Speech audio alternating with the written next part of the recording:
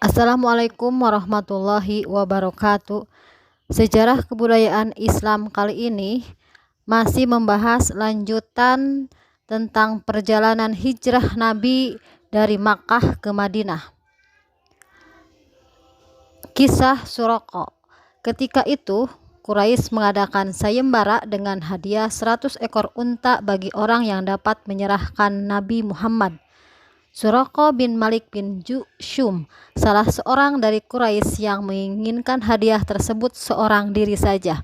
Ketika terdengar kabar bahwa ada 3 orang dalam perjalanan dan mereka yakin itu Muhammad, Suraqah mengelabui orang-orang dengan mengatakan bahwa itu bukan Muhammad. Dengan diam-diam, Suraqah segera memacu kudanya dengan cepat sehingga bisa mengejar Nabi SAW. Setelah jarak makin dekat, tiba-tiba Suraqah terjerembab jatuh. Nabi terus saja berjalan tanpa memperdulikan yang mengejarnya.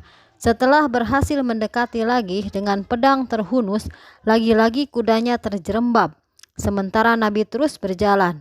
Masih penasaran, setelah berhasil membebaskan kudanya, Suraqah mengejar lagi untuk ketiga kalinya. Kudanya terjerembab lagi.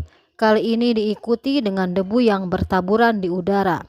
Sadarlah Suraqah bahwa orang yang dikejarnya bukanlah orang yang sembarangan. Setelah membebaskan kudanya dan ditolong Nabi, tidak ada lagi niat untuk menangkap atau membunuh Nabi. Setelah berhadapan dengan Nabi, Suraqah meminta maaf, memohon untuk tidak diapa-apakan dan menyatakan masuk Islam. Ia juga menawarkan untuk memberikan perbekalannya. Nabi memaafkannya tetapi menolak pemberiannya. Hanya saja beliau meminta untuk merahasiakan pertemuannya itu. Masjid Quba. Setelah menempuh perjalanan 7 hari, Nabi dan Abu Bakar sampai di Quba, sebuah desa yang terletak 2 mil di selatan Madinah. Di sana beliau membangun masjid dan merupakan masjid pertama dalam sejarah Islam.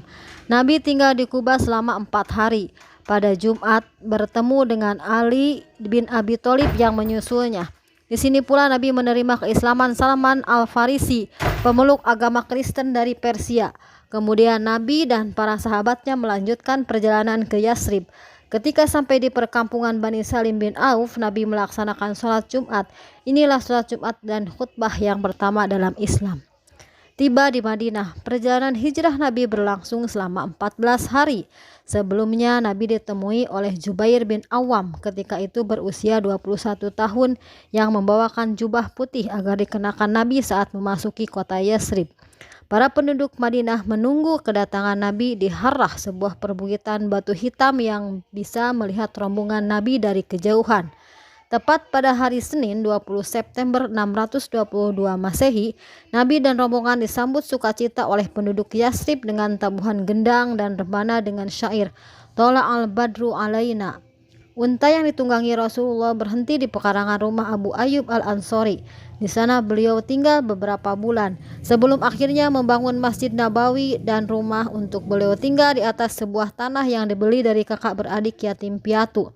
Tak lama kemudian Rasulullah mengubah nama Yasrib menjadi Madinah Al-Munawwarah, artinya kota baru yang bersinar. Kemudian Khalifah Umar bin Khattab menjadikan peristiwa hijrah pada 20 September 622 Masehi sebagai awal tahun baru Islam, 1 Hijriah dalam penanggalan umat Islam.